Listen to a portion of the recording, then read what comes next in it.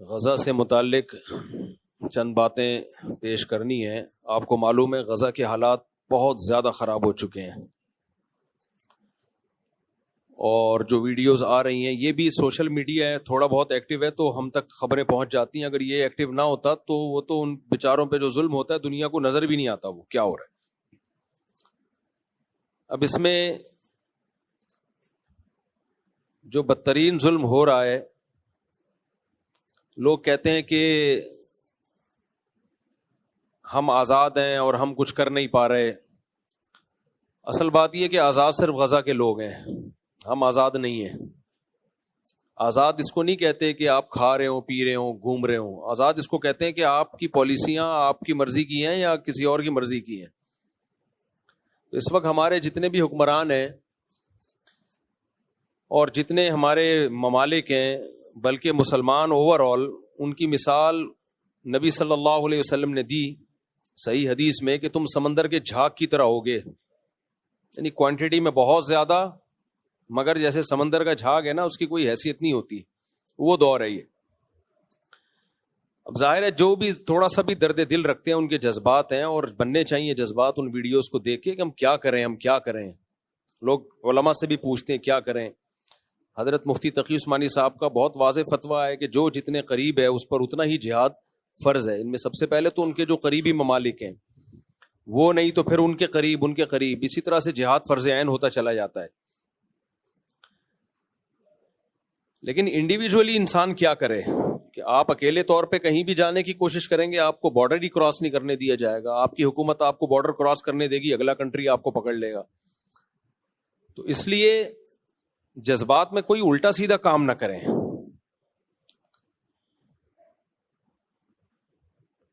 لوگوں میں غیرت ہے، ایک جذبہ ہے جس کی وجہ سے وہ بائیکاٹ کر رہے ہیں۔ اچھی بات ہے، غیرت لوگوں کو مجبور کر رہی ہے کہ ہم کیوں ان کی مصنوعات خریدیں، ہم کیوں ان کو فائدہ پہنچائیں، لیکن توڑ پھوڑ کا عمل نہ کریں۔ اس سے کوئی، اسرائیل کو کوئی نقصان نہیں ہے اس توڑ پھوڑ سے۔ اس سے آپ کی اپنی املاک تباہ ہو رہی ہیں، اور آپ کے جو لوکل اس میں کام کر رہے ہیں ان بیچاروں کا بیڑا غرق ہو رہا ہے۔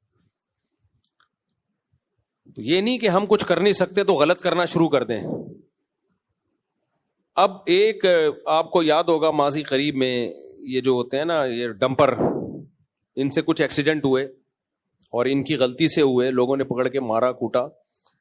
اب اپنی یہ غصہ لوگوں نے ہر ڈمپر والے پہ نکالنا شروع کر دیا ہے۔ یہ تو غلط ہے بھائی، وہ بھی انسان ہے، اس کو بھی کمانے کا حق ہے۔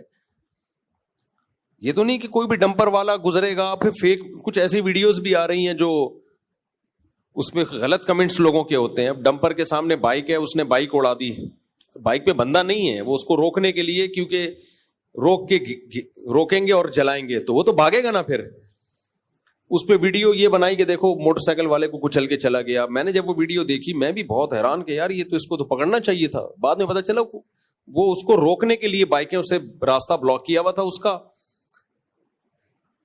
تاکہ اس کو گھیر کے ڈمپر کو جلا دیں۔ بھائی وہ ڈمپر جلنے سے کس کو نقصان ہوگا؟ تو جو غلط کر رہا ہے اس کے خلاف بائیکاٹ کرو، جو نہیں کر رہا اپنی غصہ، یہ تو نہیں کہ آپ کو ظالم نہیں مل رہا تو مظلوم ہی کو پکڑ کے مارنا شروع کر دیں آپ، یا جو ظالم نہیں ہے اس پہ اپنا غصہ نکالنا شروع کر دیں۔ یہ جذباتیت سے ہٹ کے ہمیں سوچنا چاہیے۔ غزہ کا ظلم، ساری دنیا اس درد میں ان کے ساتھ شریک ہے، اور سب غمزدہ ہیں۔ یہ ایسا نہیں ہے کہ سینے میں صرف چند لوگوں کے دل ہے، باقی سارے پتھر دل ہیں۔ سب روتے ہیں راتوں کو، اللہ کے سامنے مانگتے بھی ہیں، دعائیں بھی کرتے ہیں۔ لیکن ہم اگر صحیح نہیں کر سکتے ان کے لیے تو غلط کم از کم نہ کریں، ہم غلط نہ کریں، ہم ان کے لیے ایسا کام نہ کریں جس سے ہم اور برباد ہو جائیں۔ اس وقت اسرائیل کی سازش کیا ہے؟ اسرائیل کی سازش ہے جتنے بھی اسلامی ملک ہیں ان میں جو رہی صحیح طاقت ہے اس کو ختم کیا جائے۔ تو آپ کوئی ایسا کام نہ کریں کہ آپ سے اگر صحیح نہیں ہو رہا تو آپ غلط کرنا شروع کر دیں۔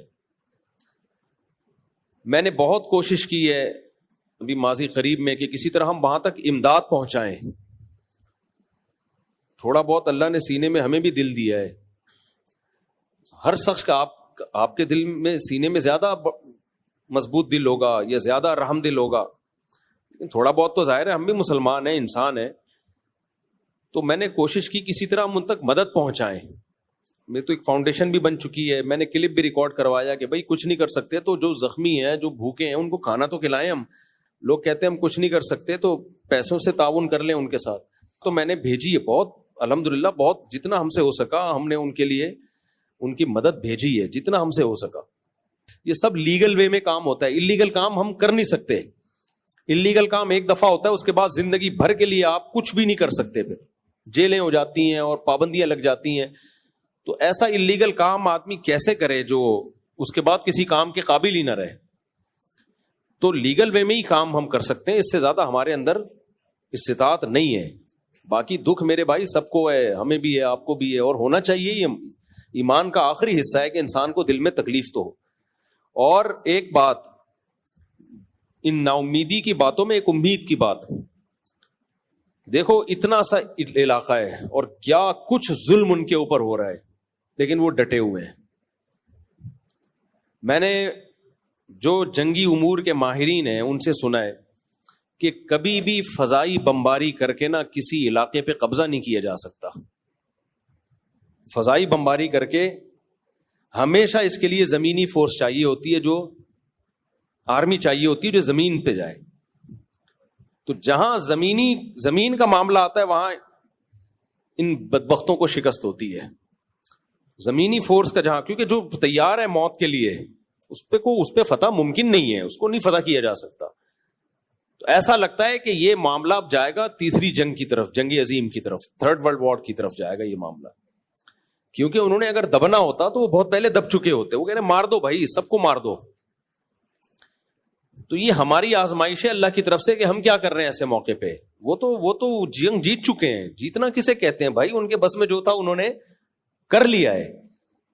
تو کتنی بربریت, اور اسلام دنیا میں بہت تیزی سے پھیلنا بھی شروع ہوا ہے ظلم. اور دیکھو کافروں میں بھی کچھ درد دل رکھتے ہیں, سارے ایک جیسے کافر نہیں ہوتے. ناروے میں, یورپ میں اسلام بہت تیزی سے پھیل رہا ہے. وہ دیکھ رہے ہیں کہ یار یہ اتنی سی ایک جماعت ہے, بڑی بڑی طاقتیں مل کے ان کو قبضہ کرنے کی کوشش کر رہی ہیں, اور کتنے مہینے ہو گئے وہ قبضہ نہیں کر سکے. تمام تر صلاحیتیں جھونک دی انہوں نے وہاں پہ, لیکن ایک بال زمین پہ قبضہ نہیں کر پا رہے ہیں وہ. تو یہ ساری دنیا اندھی نہیں ہے بھائی, دنیا بھی دیکھ رہی ہے. کہ اللہ تعالیٰ ان مظلوموں کی فریاد سنے, ہماری فریاد سنے, اللہ ان کو اس ظلم سے نجات عطا فرمائے. اور قرآن میں اللہ نے یہودی کے بارے میں کہا یسعون فی الارض فسادا, یہ زمین میں فساد مچاتے رہیں گے. یہودی بھی سارے ایک جیسے نہیں ہیں, ان میں بہت سے یہودی بھی نیوٹرل ہیں, وہ نہیں اسرائیل کی ان باتوں کو پسند کرتے. تو ایسا نہیں ہے کہ کوئی بھی یہودی ملے آپ اس کو مارنا کوٹنا شروع کر دو, سارے ایک جیسے نہیں ہیں. جب یہ سربیا کی جنگ ہو رہی تھی, بوسنیا کی جنگ, جس میں سربی لوگ لڑ رہے تھے اور بوسنیا کے لوگوں سے, تو جو ظلم بوسنیا میں ہو رہا تھا, تو جو وہاں ٹرسٹی تھے جو مدد کر کے لیے گئے ہوئے تھے, انہوں نے ہمیں بتایا کہ اس ظلم کے خلاف بہت سے عیسائیوں نے آواز اٹھائی تھی کہ یہ غلط ہو رہا ہے, اور پراپر بعض نے تو خودکشیاں کر لی کہ یہ مسلمانوں کے ساتھ غلط ہو رہا ہے. تو اس لیے ایسا نہیں ہے کہ کوئی بھی غیر مسلم ہو یا یہودی ہو آپ اس کو نقصان پہنچانا شروع کر دیں. بہت سارے یہودی اس کے خلاف ہیں, جو صہیونیوں کے خلاف ہیں بہت سارے. ایک مخصوص طبقہ ہے جو دنیا میں ڈکٹیٹر بنا ہوا ہے, دنیا کا باپ بنا ہوا ہے, اور وہ کسی کی نہیں سن رہا. وہ طاقت کے نشے میں ہے, اس نے بڑی بڑی طاقتوں کو اپنے ساتھ ملایا ہوا ہے, اور وہ قرآن کی پیشگوئی پوری ہو رہی ہے کہ یہ زمین میں کیا کریں گے, فساد مچائیں گے. اور ہمارے پاس قرآن کی واضح ہدایات ہیں. قرآن میں اللہ نے کہہ دیا ضربت علیہم الذلہ, ان پر ذلت مسلط کر دی ہم نے. تو کتنی بڑی موٹیویشن ہے ہمارے لیے. اللہ کہہ رہے ہیں میں نے ان بدبخت یہودیوں پہ جو یہ کچھ ظلم کر رہے ہیں ان پہ ذلت مسلط کر دی ہے قیامت تک کے لیے. سوال پیدا ہوتے ہیں تو بڑے طاقتور ہیں, یہ تو بمباری کیے جا رہے ہیں, کوئی ان کا ہاتھ نہیں روک پا رہا ہے, بے بس ہو چکے ہیں سب لوگ. تو دیکھو مفسرین نے لکھا ہے اور مورخین نے لکھا ہے کہ یہودیوں پہ ہمیشہ کوئی نہ کوئی مسلط رہا ہے جنہوں نے ان کو عبرتناک مزہ چکھایا ہے, عبرتناک سزا دی ہے ان. تو یہ جو وقتی عزت ہے نا, یہ بہت بڑی ذلت کا پیش خیمہ ہے. جب بہت زیادہ کسی کو ذلیل کرنا ہوتا ہے نا, تو اسٹیج پہ لا کے ذلیل کیا جاتا ہے, اس کے گھر میں نہیں مارا جاتا, اس کو لایا جاتا ہے, پبلک میں عزت دی جاتی ہے. دیکھو ایک آدمی دولہا بنا ہوا بیٹھا ہو, اسٹیج پہ دلہن کے ساتھ, اور پولیس آ جائے اس کو اریسٹ کر کے لے جائے, کہتا ہے وہ کیا کہے گا, یار اس موقع پہ یہ کام نہ کرتے, گھر میں کر لیتے. تو اللہ ابھی ان کو وقتی طور پر اللہ نے عزت دی ہے, تاکہ اب جو ان کو چپت پڑے گی نا, یہ قیامت تک انشاءاللہ اٹھ نہیں پائیں گے. تو پھر قربانیاں دینی پڑتی ہیں, اس کے لیے قربانیاں ہوتی ہیں. تو اللہ نے قرآن میں کہہ دیا, لا تحسبن اللہ غافلا عما يعمل الظالمون, ظالم لوگ جو کچھ کر رہے ہیں اللہ کو غافل مت سمجھو, وہ دیکھ رہا ہے. تو ہمیں بھی آزما رہا ہے کہ ہم کیا کرتے ہیں اس موقع پہ, اور وہ ہمارے حکمرانوں کو بھی آزما رہا ہے. اللہ تنہا نہیں چھوڑے گا ان کو. اللہ ان کو جب چھوڑ دیتا ہے جب وہ ڈھیلے ہو جاتے ہیں. ان کے حوصلے بلند ہیں بھائی. اتنے ایسا کچھ ہونے کے بعد کون ڈٹتا ہے اپنی جگہ پہ, کون رہتا ہے بھائی اتنا کچھ ہونے کے بعد. تو خلاصہ میری بات کا یہ نکلا کہ بھائی ہم جو کر سکتے ہیں وہ کریں, جو نہیں کر سکتے وہ, اگر ہم کچھ صحیح نہیں کر سکتے تو غلط نہ کریں. ہم ایسا کام نہ کریں جو جس کا رزلٹ غلط ہو. لوگ ان چیزوں پہ بھی اعتراض کر رہے ہوتے ہیں. کوئی کسی کے ولیمے کی دعوت میں بریانی کھا رہا ہے, دیکھو غزہ میں کیا ہو رہا ہے, یہ یہاں بیٹھ کے بریانی کھا رہا ہے. کوئی کہیں تفریح پہ نکلا ہوا ہے تو غزہ میں کیا ہو رہا ہے, یہ تفریح پہ نکلا ہوا ہے. کوئی کسی دکان کی اوپننگ کر رہا ہے, غزہ میں کیا ہو رہا ہے, یہ اوپننگ کر رہا ہے. ان باتوں میں کیا رکھا ہے میرے بھائی؟ دنیا کے تو سارے کام چلتے رہیں گے. وہی بات ہے, حضرت خالد ابن ولید جنگ کے بعد جو ہے نا, وہ کہیں نکاح کرنے لگے تو کسی نے حضرت عمر کو خط بھیجا کہ ادھر مسلمان جہاد میں لگے ہوئے, خالد ابن ولید نے ایک اور شادی کر لی. اور خالد ابن ولید کو حضرت عمر نے خط لکھا کہ آپ کیا کر رہے ہیں؟ انہوں نے کہا کہ میرے شادی کرنے سے نہ کرنے سے اگر مسلمانوں کو فائدہ ہوتا تو میں نہیں کرتا. جو میری ڈیوٹی ہے کہا کہ وہ تو میں پوری کر رہا ہوں. تو یہ تو دنیا کے سارے کام چلتے رہیں گے. اگر لوگ کاروبار چھوڑ کے بیٹھ جائیں, کھانا پینا چھوڑ دیں, تو کیا اس سے غزہ کے لوگوں کو فائدہ تھوڑی ہوگا؟ اس سے تو اور ڈپریشن میں جائیں گے, اور جو ہم کچھ کر سکتے ہیں وہ بھی نہیں کر پائیں گے. تو اس لیے یہ فضول باتیں کر کے ایک دوسرے کو لانتے کرنا, برا بلا کہنا, یہ کام چھوڑ دینا چاہیے. جب بھی آزمائشیں آتی ہیں نا تو ہم ایک دوسرے کو گالیاں دینا شروع کر دیتے ہیں. برا, جو بھی مسلمان ہے نا, جس کے سینے میں بھی درد ہے, وہ اپنی ذمہ داری سمجھ رہا ہے. حضرت مفتی تقی صاحب نے کتنا زبردست, کتنا بہادری کا کام کیا, اور کس طرح ببانگ دہل انہوں نے ایک اسپیچ کی ہے. اس پہ بھی لوگوں کو شرم نہیں آ رہی, اس پہ بھی نیگیٹو کمنٹس چل رہے ہیں. اب یہ مولوی صرف تقریر ہی کر سکتے ہیں. بھائی وہ آرمی کے چیف تھوڑی ہیں کہ بم لے کے پہنچ جائیں وہاں پہ. اور حکمرانوں میں بھی بہت سارے کام دکھا کے نہیں کیے جاتے.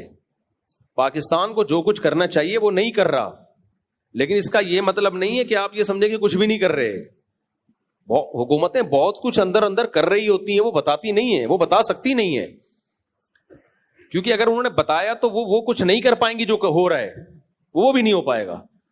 تو اس لیے اپنے حکمرانوں کو اتنا حد تک تو برا کہو تاکہ ان کو, بلکہ برا کے بجائے احتجاج کرو تاکہ وہ اگر خواب غفلت میں ہیں تو اس خواب غفلت سے نکلیں.